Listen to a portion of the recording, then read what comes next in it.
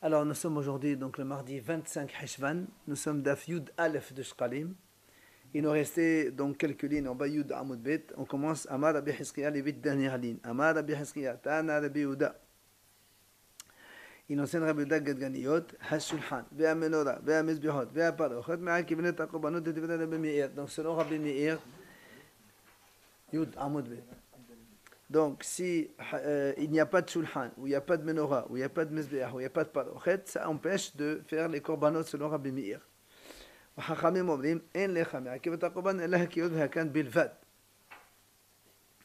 Et les hachamim disent, il n'y a que le mizbeach et le kiyor qui peuvent empêcher de faire les korbanot. Parce que pour faire les korbanot, il faut que les kohanim se lavent les mains. Donc, s'il n'y a pas de kiyor, on ne peut pas se laver les mains. Et s'il n'y a pas de mizbeach, il n'y a pas de mizbeach. Par contre, les hachamim disent, s'il n'y a pas de shulhan ou menorah, ça n'a aucune importance. Puisque les korbanot, Mizbeach c'est important. J'ai dit Kiyor et Mizbeach. Hakan. Il y a une autre version, donc c'est Mizbeach.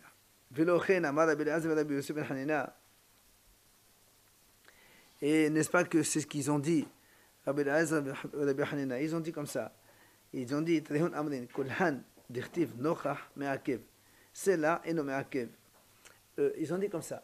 Quand dans la Torah il y a marqué le mot Nochach, ça veut dire que c'est me'akev. Donc s'il n'y a pas, ça empêche de faire le korbanot. Et quand il y a marqué le mot tsela, ce n'est pas me'akev. Alors les psukim qu'on a en fait, c'est marqué dans la Torah Ve'eta menorah nocha hashulhan. À propos de la menorah, il y a marqué nocha. Donc selon eux, la menorah c'est indispensable. S'il n'y a pas de menorah, on ne peut pas faire le korbanot.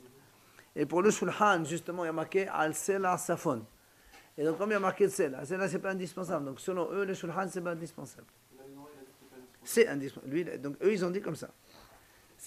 On a Rabbi Meir, Hachamim, et on a Rabbi Eliezer, Rabbi Yosef.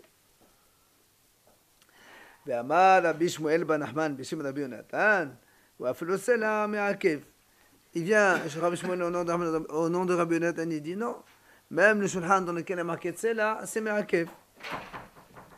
Ve'amar Rabbi Ila Bishim Rabbi Shmuel ben Nachman, Ve'afilo sima me'akev.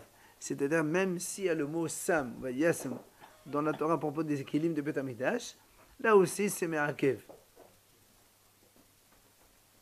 Donc, il dit par exemple ici, comme dans la Torah à propos de, quand tu as dans Parashat Pekodé, il dit là-bas, Yasm et Mishkan, Yasm et Mizbeach, Yasm et Shu'an, Hakol.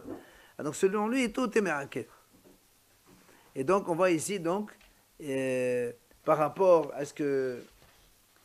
Est-ce qu'ils ont dit les Hachamim et les Hamakim et Korban seulement que le Kiyor et le Mizbeach? Et là on voit qu'en vérité non. Et même pas comme Rabbi Meir parce qu'eux ils disent tout.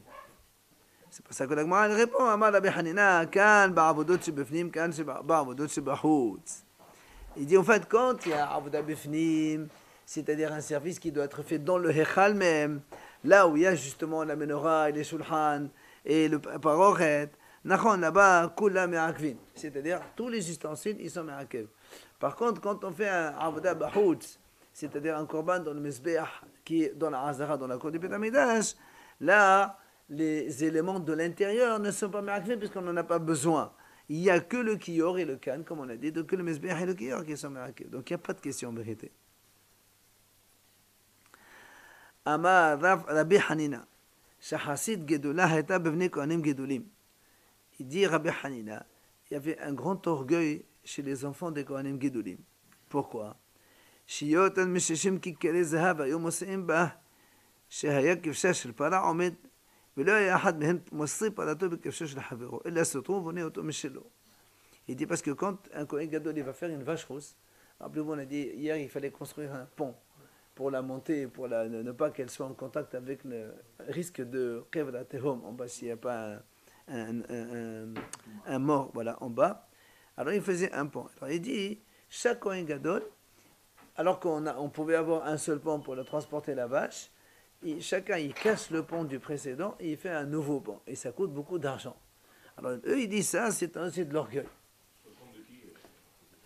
On a dit, Kevesh Shel Para, on le faisait dans le Beth Amikdash. On a vu dans la Mishnah hier que le Kevesh de la vache rose, on le prenait de Tromat Alishka, de l'argent de la Lishka. Du Mahaset Asher.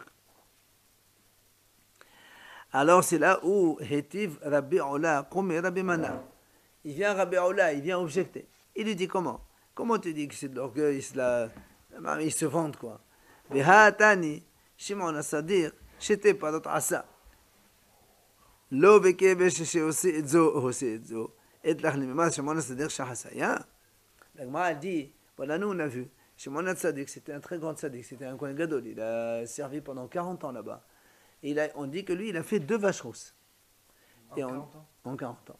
Et à partir du moment où il paye avec l'argent public et pas d'orgueil, si c'était sur l'argent perso, comme je veux dire. Exactement. Au contraire. Public, là, c'est l'argent de la caisse. Et alors Quel orgueil tu vois. Bah oui, Bisbous, tu jettes l'argent, tu t'en fous, allez. C'est pas mon truc. Ah oui, ben voilà, c'est pour ça qu'on dit, c'est pas beau. Il y avait un pont, garde-le, pourquoi tu détruis faire un autre? C'est ridicule. C'est pour ça qu'il lui pose la question. Pourtant, Shimon HaTzadik, c'était un grand tzaddik. Et donc lui, il a fait 2 vaches rousses. Et on dit que là-bas, c'est pas avec le pont qu'il a fait avec la première, il a fait la deuxième. Donc lui aussi, il a fait la même chose. Il a détruit la première, il a fait la deuxième. Alors tu vas me dire que lui, c'est un orgueilleux ou je sais pas quoi. Pourtant, on sait que Shimon HaTzadik, c'est un grand tzaddik. Pardon? Justement, c'est pour ça la question, elle est comment ça se fait? Alors, la Gemara dit, Maï Kedon, Al Shema ala Hid Bapara, Silsul Hid Bapara. Il dit, en fait, la raison, c'est pas une question d'orgueil ou de jeter de l'argent. Comme dans la vache rousse. Hachamim ont dit, à propos de la vache rousse, il y avait une mahlok entre les Bnei Israël et il y avait une secte de Karaïm ou de Tzedokim. Oui. Que eux, ils disaient, celui qui veut faire une vache rousse, il doit être pur, il doit faire, le Kohen qui va le faire, il doit être pur 100%. C'est-à-dire, il a dû faire la tvila hier, s'il était impur, et la nuit elle est passée, et le lendemain il devient pur. Alors que les Bnei Israël ils disent non. Betvul yom kshera.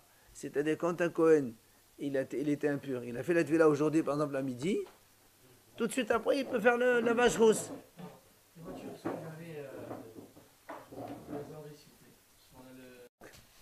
Donc selon les Bnei Israël, un tvul yom il peut faire donc la vache rousse. C'est-à-dire un Kohen qui a fait il était impur, il a fait la tvila aujourd'hui à midi, à 1h il peut faire la vache rousse, c'est pas un problème. Au point que on faisait exprès.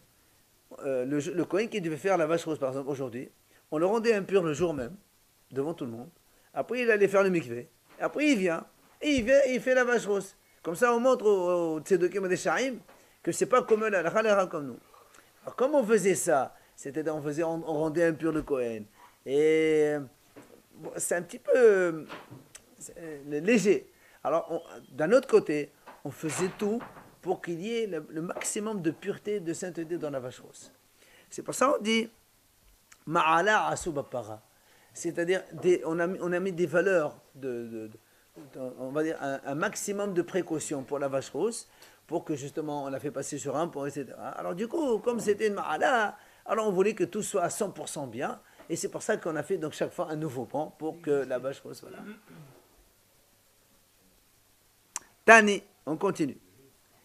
Zizin uktalim hayu yos'in mekan umekan kede shelo yesu beyassisu kohanim v'tameu. Il dit quand on faisait le pont à travers lequel on faisait passer la vache rose, on mettait des clous sur les côtés.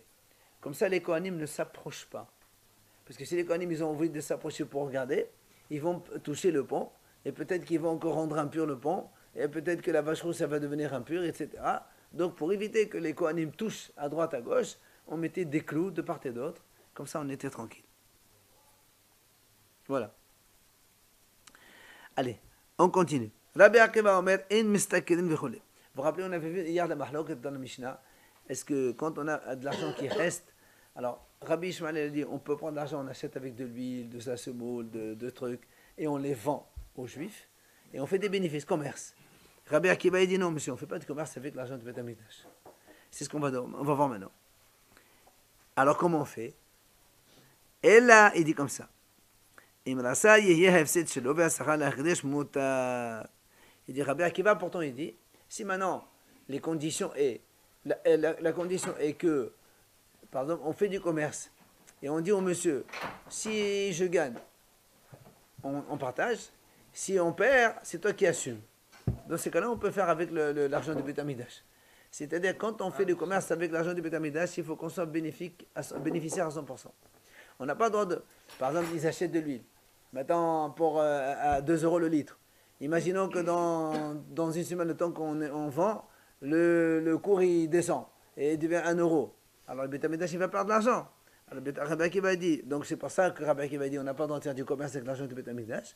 Mais si le vendeur accepte d'assumer une éventuelle dévaluation et il paye le prix, dans ces cas-là, il n'y a pas de problème. Il faut que le Beth Amikdash soit bénéficiaire de 100%. Kahada Bazmina. Et comme on raconte l'histoire de Bazmina, c'est un monsieur. Et Pekat Gabi Medad Yatmin. Il a été responsable des biens de orphelins. Donc c'était un tuteur, il devait gérer. Ata Vishal Rabbi Mana. Il est venu poser la question à Rabbi Mana. Il lui a dit, est-ce que je peux faire du commerce pour faire fructifier l'argent de ces orphelins parce qu'ils sont petits? Et s'il lâche comme ça l'argent dormir, c'est pas bon. Amal, et il lui dit, si tu acceptes que quand il y a une perte, c'est toi qui assumes, mais quand il y a un bénéfice, il faut partager à deux, il n'y a pas de problème, tu peux le faire. C'est-à-dire, tu ne peux pas faire du commerce avec l'argent des orphelins et qui peut leur amener un déficit pour les orphelins, ça, tu n'as pas le droit.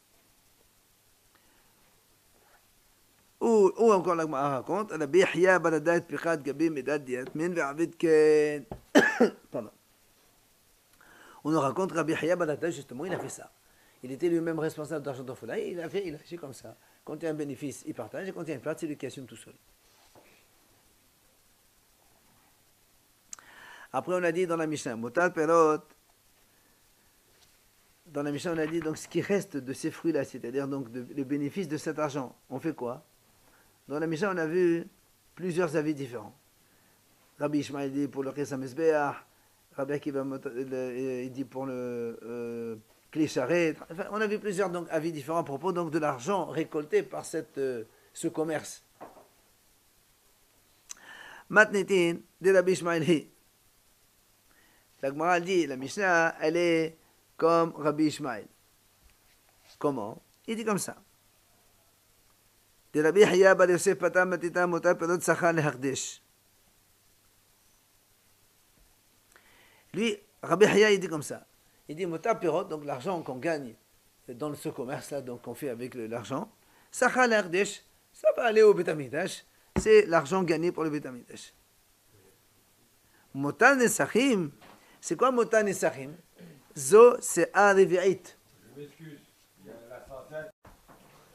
Alors, Mutar Nesachim, Zo, c'est Arivi'it. Et qu'est-ce qu'on fait avec. C'est quoi le Mutar Nesachim, il dit? C'est le Arivi'it. C'est Arivi'it, c'est ce qu'on a dit. C'est lorsque on achète, vous savez que le Beth Amikdash, il commande du blé, enfin un tas de choses pour les besoins des korbanot. Alors, des fois, on commande chez un grossiste, un fournisseur. On lui dit, voilà, tu nous vends, par exemple, on a besoin de 100 kilos de farine pour l'année. À combien c'est? Il y a marqué ici, par exemple, 4 CA, ça vaut maintenant 1 euro. Après, le problème, c'est que, non, le cours, il descend. C'est-à-dire, c'est le contraire. 3 CA l'euro. C'est ça. Nous, on paye, le Beth Amikdash, il paye 3 CA l'euro. Après, ça diminue à 4 CA l'euro. Alors, 1 euro 4 CA. 1 euro 4 CA. C'est ça, 4 CA, 1 euro. Voilà, donc c'est-à-dire ça devient moins cher. Alors il dit là-bas, hein, il dit que c'est lui qui assume ça. C'est-à-dire, il ne peut pas dire au Beth Amikdash, non, écoutez, ça vaut 3 CA l'euro, vous prenez, non. Il fait comme on a pris au début, 4 CA l'euro, donc ça veut dire la 4e CA, c'est ce qu'on appelle CA des vérités. La 4e CA, c'est lui qui l'a fourni, on s'en fout. Le Beth Amikdash ne peut pas être perdant dans l'affaire. Ça, c'est un klal. C'est comme ça. Le Beth Amikdash, il ne peut pas être perdant. Oui, mais c'est parce que... Regarde, d'accord, mais ça, c'est de l'argent qui est kadosh. Tu ne peux pas jouer avec ça non plus. C'est de l'argent kadosh. Parce qu'il est kadosh. Le kadosh, il ne peut pas se transformer en truc hol qui ne sert à rien. Hein? moi, regarde, je te paye 1000 euros, tu dois me donner maintenant 100 kilos de blé. Toi, tu me dis non, à la fin de l'année, non, tu as que 90 kilos. C'est pas normal. J'ai acheté 100 kilos. C'est pas le prix qui augmente ou... Ben, c'est ça. Ben oui, c'est le cours qui descend. Donc on te dit 500 euros. Fournir la même quantité. Voilà, tu dois fournir la même quantité prévue, même si le cours. Non, mais même si après ça diminue le cours. Oui, mais c'est-à-dire qu'on peut pas Expliquer de cette manière, je comprends. Oui, c'est comme ça. Allez, Rabbi Yohanan Pata Matnita Mutat Perot. Rabbi Yohanan, il explique, lui, il dit comme ça. Quand on a dit Mutat Perot, c'est ça le c'est ce qu'on vient de dire maintenant. C'est le reste des fruits, c'est-à-dire les différences au niveau du prix. Par contre, Mutat Nesachim, les vérocines. Les vérocines, il dit, vous savez, quand on vend à la mesure, on peut vendre, on prend la mesure par exemple, qui fait 1 kilo par exemple, hein. On remplit de la farine dedans, ara, et on peut aussi faire un petit peu bombé. C'est ça le bérotine. C'est ça le bérotine. C'est le plus que quand nous on achète, le Ekdesh quand il achète, on lui donne un peu wafé, un peu plus. Et quand le Beit HaMikdash il vend ara. Donc il gagne, à chaque fois il gagne un petit peu le Beit HaMikdash. C'est ça en fait. Alors, l'Agma a dit, et pourquoi? Alors, Rabbi Yahya, lui, il ne pense pas que ça existe, cette idée-là. Il dit non, lui, il pense qu'il y a le Sead Ve'it. Enfin, on peut gagner de deux façons. Aussi bien au niveau du changement de cours qu'au niveau donc, du bombage de la mesure. C'est pareil. Alors, l'Agma nous dit, selon Rabbi Yahya ben Yosef, quand il dit Rabbi Yahya ben Yosef, que Mutat Perot c'est pour le Hekdesh, ça marche bien. Pourquoi? Parce que nous on a dit En Mustakirin Bishel Hekdesh Avlo Bishanim. Selon Rabbi Akiva, il a dit on ne fait pas du commerce avec l'argent du Beit HaMikdash ni avec l'argent des pauvres. Les Fichar, on comprend que eux ils disent on n'est pas d'accord avec ça. Un il dit on a le droit, l'autre il dit il n'y a pas de problème. On comprend, ils sont en contradiction. Par contre, elle a dit Rabbi Hanan, Kasher. Mais selon Rabbi Hanan, il y a une question. Qu'est-ce qu'il a dit Rabbi Hanan? Rabbi Hanan, il a dit Mutat Perot, c'est Advi'it. Il a expliqué le Mutat Perot, c'est quoi? C'est justement la 4e CA quand il y a une dévaluation du cours. Or, tu ne peux pas, Ve'ataninan, Amdu Mishelosha, Issa Pirme Abba, Ve'ataninan, Zevazé le Yomudim Perot, le Yomudim Perot. La Gemara dit pourtant, cette notion-là, elle est admise par tout le monde.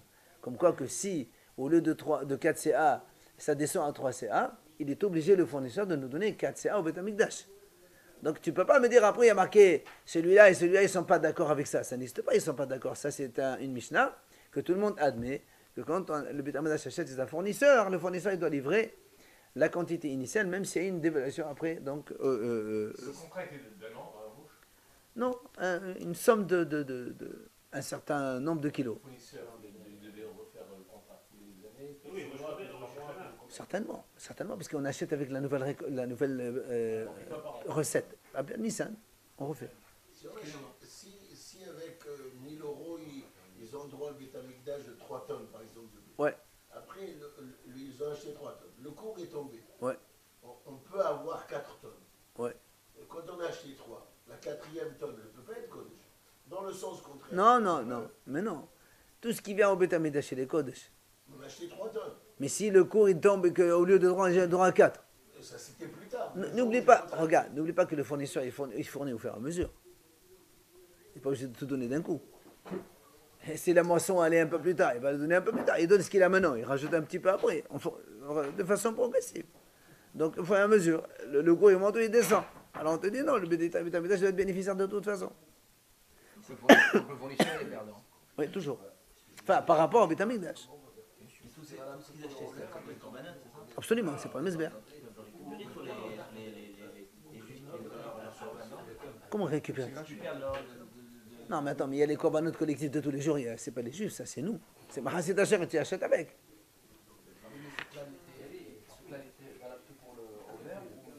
Non, pour tous les corbanotes de Beit HaMikdash. Tous les corbanotes. Alors la question, comment les autres ils ne reconnaissent pas ça? La Gemara dit, Lo ayu modim befedot b'kes hamezber, aval modim b'ayu b'chnei sharet. Il dit non, ils sont aussi d'accord que ce qu'on appelle motar perot. Seulement, eux, ils ne sont pas d'accord que cet argent-là, on l'utilise pour Chris la Mesbeh, c'est-à-dire on va acheter des là quand le Mesbeh il est libre, il n'a rien à faire, on achète des Rolot. Eux, ils disent non. Cet argent-là qu'on récupère, on achète avec Bechlei Sharet. C'est-à-dire on achète avec des ustensiles Beit HaMikdash, les couteaux, les cuillères, les fourchettes et compagnie. Après, la Gemara dit Ad Kedon Berosi Tzibur. ואפילו בנושא יחיד, ולא נמצאו כניסות בהם של יחיד. La Gemara dit, tout ça, ça marche pour le Berosi Tzibur. C'est-à-dire tout ce qu'on a dit, que quand il y a, ça bombe un peu, donc c'est Beit HaMikdash qui récupère, ça marche, Berosi Tzibur. C'est-à-dire quand on achète les korbanot Tzibur. Et comment on fait pour Berosi Yahid? C'est-à-dire quand un Yahid il vient, il offre. Alors quand il y a le plus, comment est-ce qu'on va récupérer? Comment est-ce qu'on va récupérer? Non, ça veut dire que toi tu as dit que tout ce qui bombe un peu, on l'utilise après, on achète les ustensiles de Beit HaMikdash. Mais quand c'est quelqu'un de Yahid, il vient, il t'amène un kilo bombé, et toi tu vas utiliser seulement le rat et le reste tu récupères pour le Beit HaMikdash. Ça c'est un bien privé. Les biens privés on ne peut pas acheter avec les ustensiles de Beit HaMikdash. Il faut que ce soit public pour que ça appartienne à tout le monde. Mais là on aime tu vois bien qu'après maintenant on va se trouver avec des cuillères qui appartiennent à un monsieur. Et on fait avec le service dans le Beit HaMikdash, ça ne marche pas. Tout ça est confondu. C'est pas chacun, on ne fait pas faire le compte pour chacun. Justement. Tout ce qu'il y a en plus, on le garde dans un coin, ça appartient. Alors, mais non, ça c'est Yahid. Imagine, un monsieur, il apporte une grosse quantité. Le plus qu'il a, ça coûte maintenant 200 €, le prix d'une cuillère. Alors, on va acheter une cuillère, on va dire, cette cuillère, elle appartient à monsieur Zéton. Ah, d'accord. Ça ne marche pas. C'est bien ça. Non. Alors, la Gemara répond. Et on a déjà vu, nous, avant, hier ou avant-hier, que quand une femme, elle veut faire une tunique à son fils, Cohen, bien que c'est privé, elle l'offre carrément au Beit HaMikdash. Alors là, si on dit, donc c'est offert automatiquement au Beit HaMikdash, ça devient public. La dit tout ça, c'était dans le lard, parce que nous, on a parlé de ce moule, mais c'est aussi dans le vin aussi, c'est pas le vin, l'huile, c'est la même chose. Il dit même Berosi Yavesh. Est-ce que dans les Yavesh aussi ça marche? Parce que, regardez, nous, lequel est Beit HaMikdash, il est comme ça. Quand on remplit de l'huile ou du vin, soit ça va en bas, soit ça remplit à ras. Il y a 1 millimètre de différence. Mais quand on prend donc des choses sèches, farine ou semoule, quand tu fais bomber, beaucoup plus. Celui qui est en dehors du kéli, il n'est pas kadosh. Parce que le kéli charret, il rend kadosh ce qu'on met dedans. Mais si tu débordes comme ça, ce qui est en haut, non. Ce qui n'est pas contenu dans le kéli, il n'est pas kadosh. Donc, alors justement, comment on fait avec le Yavesh? C'est la Gemara qui pose la question. Je veux bien avec les liquides, mais avec les solides, comment tu fais? Qu'est-ce que tu vas utiliser? C'est pas kadosh. Tu ne peux pas acheter des clés charrettes avec un truc hol. C'est ce qu'il lui dit. Il a dit qu'il y a des taninan. Taman, anisram shekad shobekeli v'nemsa zevach pasol, im yisham zevach edakad b'an movim lav lanu yofselu belina. La Gemara dit, il lui a dit, tu as raison. On a dit comme ça, nisachem shekad shobekeli. Si on a quelqu'un, il a apporté du vin dans un ustensile pour son korban.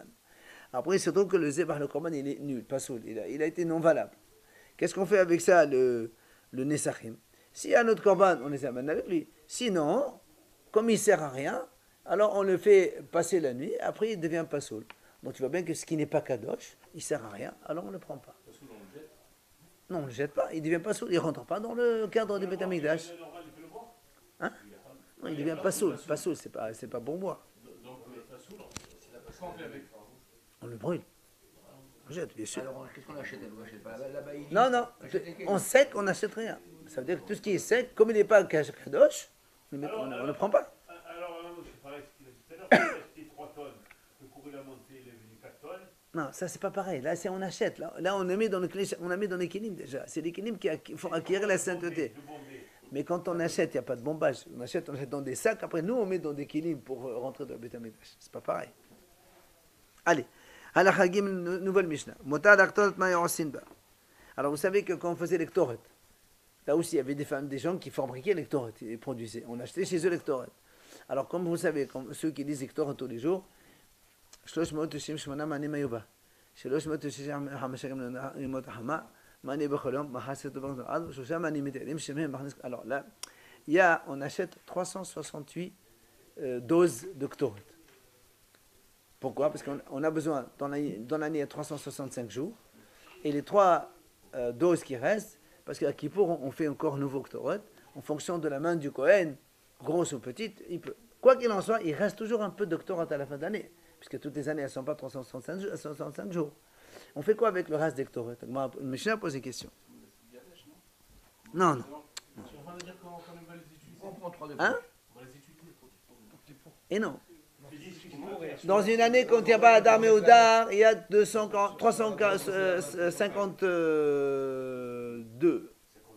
52 jours. Combien? Et là, on achète 368 doses. Il te reste une dizaine de doses. D'ailleurs, tous les, comme on dit là-bas, après, Shvaim Shana, on fait le Mahassid, les salis sur la veille, le Shaman, Mahassid, là-bas il y a marqué quand même. Ce qu'on veut savoir, non, quand il nous reste, voilà, il nous reste 10 doses de Ktoret, on fait quoi avec? On ne peut pas les utiliser les années prochaines, puisque chaque année on doit acheter la nouvelle recette. Et non, on ne peut pas pour les Ktoret. Alors il te dit comme ça, Mafreshin Memenasra la Omanin. On donne avec, on paye avec les artisans qui travaillent dans le Beit HaMikdash. Comment on fait? Et non, on ne peut pas leur vendre, c'est Ktoret, c'est Kadosh. Alors justement, il dit comment on fait? On prend l'argent des artisans. Par exemple, on doit payer 1000 euros. On prend les Ktoret qui restent, on dit voilà, la Kedusha qui est dans la Ktoret, elle va dans l'argent, et la Ktoret devient Chol.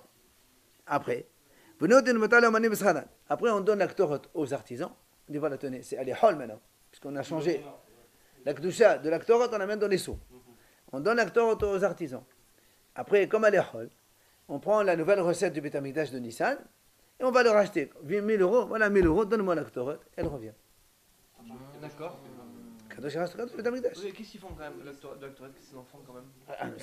On la réutilise après. Après, on achète avec la nouvelle recette, évidemment. D'accord, mais on va encore commander pour l'année d'après 368, donc qu'est-ce Non, mais non, tous les 70 ans, on fait une demi-commande. Parce qu'avec le reste, et le reste, et le reste, et le reste, et le reste, et le Ça reste. paye pas ça? Non, Ça paye pas? Ktoret, ça paye pas. D'accord. D'accord. Après, on achète avec nouvelle. Maintenant, Tous les 70 ans, c'est ça? non, comment on dit? Attends, dans ta Rabbanan, c'est marqué là-bas. Tous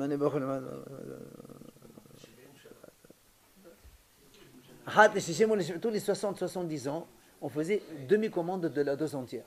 Parce qu'avec les restes, ça cumule. Tous les 70 ans, on a déjà la moitié. Alors, la Mishnah dit, si on a... Hein? 420. Le deuxième, il a donné 420. Alors, si on a l'argent, de la nouvelle recette, on achète avec. Sinon, on achète avec la recette de l'année dernière. La Mishnah dit comme ça. Alors, Gmara pose une question. La Gmara dit, je ne comprends pas comment on fait. Là, ce qu'on a dit maintenant, on prend Ktoret qui est Kadosh. On prend l'argent du Beit HaMikdash qui est Kadosh. Et on dit que la Kedusha qui est dans la Ktoret, elle va dans l'argent. Comment tu fais? Kadosh, il va dans Kadosh?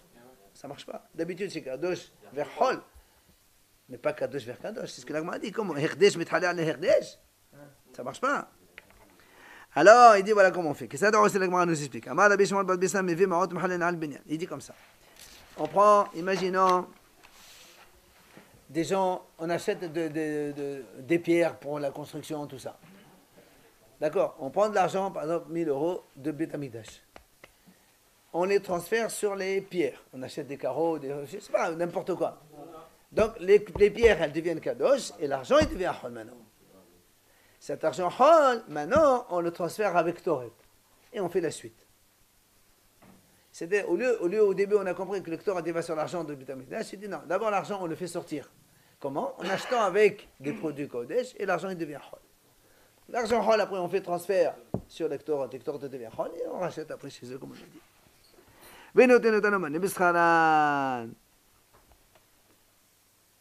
Maintenant, l'agma dit maintenant, l'argent qui est devenu hol, on fait quoi avec?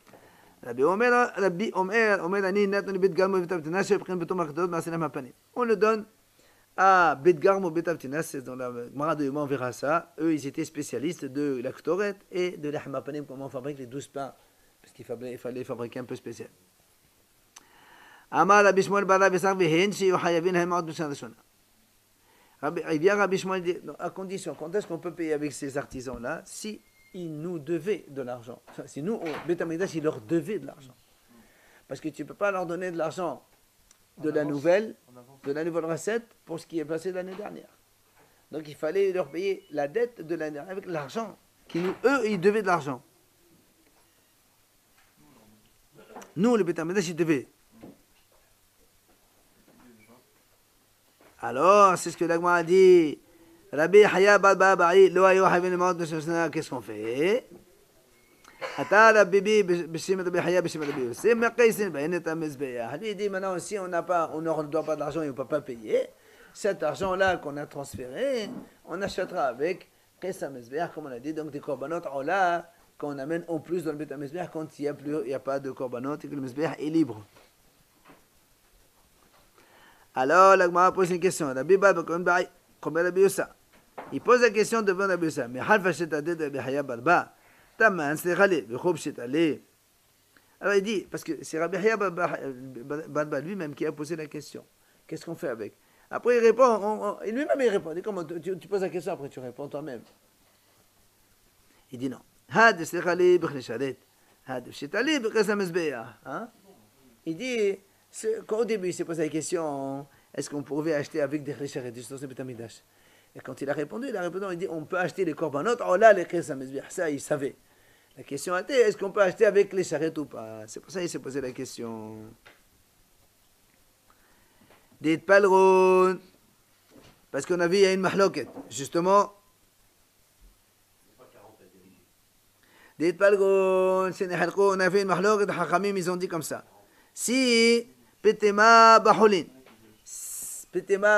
si on a fabriqué la Ktoret, donc les hol, dans un ustensile hol. Parce que normalement, comme on a dit tout à l'heure, et ça devient un kadosh quand elle est dans les charrettes de Bet Hamikdash. Si maintenant on l'a mise dans un clé hol, est-ce qu'elle est bonne ou elle n'est pas bonne? Rabbi Yosef Rabbi Hanina Amad Psula. Rabbi Yosef Levi Amad Kshera. Un il a dit Pasoul, un il a dit Kasher. Et la raison, c'est quoi? Il dit, Matamad Rabbi Yosef Rabbi Hanina Kodesh, Havayata Kodesh. Lui, il a dit, il faut que ce soit donc les charrettes. Pourquoi? Parce que dans la Torah, c'est marqué Kodesh. Et à propos donc de cette Ktoret, Kodesh Tehi Lachem. Kodesh Tehi Lachem, elle doit être Kadosh depuis le début. Donc c'est pour ça que c'était la suite, il a fait dans Hol. Rabbi Haya, lui, il dit, c'est pas bon. Rabbi Yosef. Maintenant, Matama de Rabbi Yosef ben Levi. Alors pourquoi Rabbi Yosef ben Levi a dit que si on l'a fabriquée dans un ustensile Hol, elle est quand même Kadosh? Lui, il répond, Kodeshi, c'était Bam Tomataleshka. Quand on dit Kodeshi, ça ne veut pas dire qu'elle doit être faite dans un récipient Kodesh. Elle doit être achetée avec l'argent Kodesh. Et donc, c'est ce qu'on fait, on l'achète avec l'argent du Mahaset Asher. Amar Rabbi Yosef ben Levi. Il a dit Rabbi Yosef ben Levi, Atiad Rabbi Yosef ben Hanina Keshmuel. Ce qu'il a dit Rabbi Yosef, comme quoi il faut la faire dans un truc Kodesh, ça marche comme Shmuel. Ou Rabbi Yosef ben Levi qui a dit non, on peut la faire dans Hol, ça marche comme Rabbi Yohanan. Comment tu vois ça? Il dit Détanénan, on a enseigné comme ça. Hamardish, c'est la Mishnah qui vient après. Hamardish nechasaf. Si quelqu'un, il a dit voilà, il offre tous ses biens au Bet Hamikdash. Et il y avait là-bas des choses qui peuvent convenir au korbanot tzibor, korbanot collectif. L'Agma l'explique là-bas, on va le voir plus loin. C'est quoi? Rabbi Yohanan Amar Ketoret. Il avait des Ketoret qui étaient hol. Et ça peut convenir au tzibor. Donc ça veut dire, tu vois bien que même si elle est fabriquée dans un truc hol, elle peut devenir kadosh. Selon Rabbi Yohanan. Abba Rabbi Yoshaya, Tipater, Bioman, Michel Bet Avtina, Shantem Sradok Ketoret. Il vient à Rabbi Yoshaya et dit non, moi je peux t'expliquer que ça, toi tu as dit que c'est Ketoret hol qui devenait, donc ça veut dire elle est hol au début, elle peut devenir kadosh. Il te dit moi je peux te dire non. Là-bas, c'était un monsieur qui travaillait pour le Beth Amikdash et qu'on lui a payé avec la Ktoret. Vous vous rappelez, juste avant, on a dit on payait avec les Ktoret. Voilà, celle-là, c'est cette Ktoret qui était Kadosh depuis le début. C'est pas une Ktoret Hol qui est devenue Kadosh. Moi, je peux te dire, non, monsieur, elle doit être Kadosh depuis le début. Sinon, c'est pas bon. Maintenant, Rabbi Yossi ben Rabbi Hanina, est-ce qu'il a dit Rabbi Yossi ben Rabbi Hanina comme quoi elle doit être faite dans un truc Kodesh, sinon elle n'est pas soule? Qui Shmuel, comme il a dit Shmuel? Qu'est-ce qu'il a dit Shmuel? Amar Abona Beshim Shmuel. Marteshet, Asu Otak Kichle Shadet la Kodesh. C'est-à-dire le pilon dans lequel on pilait, le pilon dans lequel on pilait les essences, justement, les encens. Voilà. Eh bien, ils étaient aussi comme Kle Sharet. Ils devaient être Kadosh. C'est toute la chaîne, la fabrication, le transport. Voilà, depuis la fabrication. Le transport peut-être pas, mais en tout cas, le kil dans lequel on mettait, c'était Kadosh obligatoirement. Après, il fallait bien sûr le mettre quelque part. Tu faisais sur place, c'est ça, le transformation? Non, Marté, c'était... Mahalaj.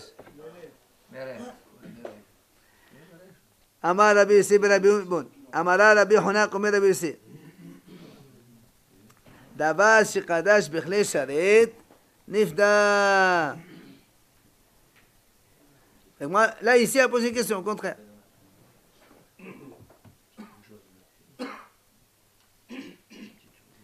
Davar shekadash bechle sharet nifda. Il lui dit, si tu dis que la Ktoret, on l'a fabriquée dans un ustensile Kadosh, comment tu dis que quelque chose qui est Kadosh, on peut la racheter? Nous, on sait qu'on ne peut racheter que des choses qui sont psisolim. Par exemple, un animal qui devait être Kadosh et qui a un moum, on le rachète. Mais quelque chose qui est Kadosh, ça ne se rachète pas. Alors, comment nous, on a dit ici, on prend la Ktoret qui est Kadosh. Après, on la transfère sur de l'argent Hol. Comment tu peux rendre quelque chose Kadosh Hol, alors qu'il n'y a aucun défaut, aucun problème? Seulement quand il y a un problème. Justement, c'est la question que la Gemara a dit. La Gemara pose une question maintenant, elle dit comment? Si tu me dis qu'on l'a fabriquée dans un truc hall, je comprends. Elle est encore dans un truc hall, et après tu veux, avant de la rendre Kadosh, tu la transfères, il n'y a pas de problème. Mais si tu me dis qu'elle est fabriquée dans un clé charrette, un ustensile de clé charrette, c'est un ustensile de Beth Amikdash de service. Quand il contient quelque chose, ça devient Kadosh. Tu ne peux pas l'enlever de la sac doucha, c'est impossible. Alors comment ici tu me dis qu'on transfère la Ktoret dans le... Pourquoi il ne la garde pas directement pour l'année d'après? Comme on a dit, on la met de côté après tout. Et non, parce qu'il faut l'acheter avec l'argent de la nouvelle récolte, de la nouvelle année. Chaque année, Nissan, on est obligé de racheter avec. Amale Vela, de Shmuel, il dit pourquoi tu dis non? Voilà Shmuel, il a dit oui. Toi tu as dit on ne peut pas racheter des choses qui sont Kadosh. Il dit non monsieur, Shmuel a dit on peut acheter. Shmuel Amar Kalhu.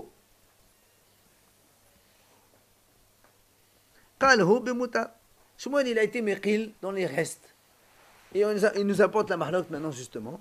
Deit palrun. Il dit comme ça. Hotiru temimin. Dans le Beth Amikdash, il fallait apporter donc un korban matin et après-midi, tous les jours de l'année jusqu'à la fin de l'année. Il y avait un endroit dans lequel, parce que vous savez que le korban il doit être vérifié, qu'il n'y a pas de moum, etc. Alors, comment on fait? Chaque jour, on commençait par mettre 6 agneaux dans l'enclos, vérifié.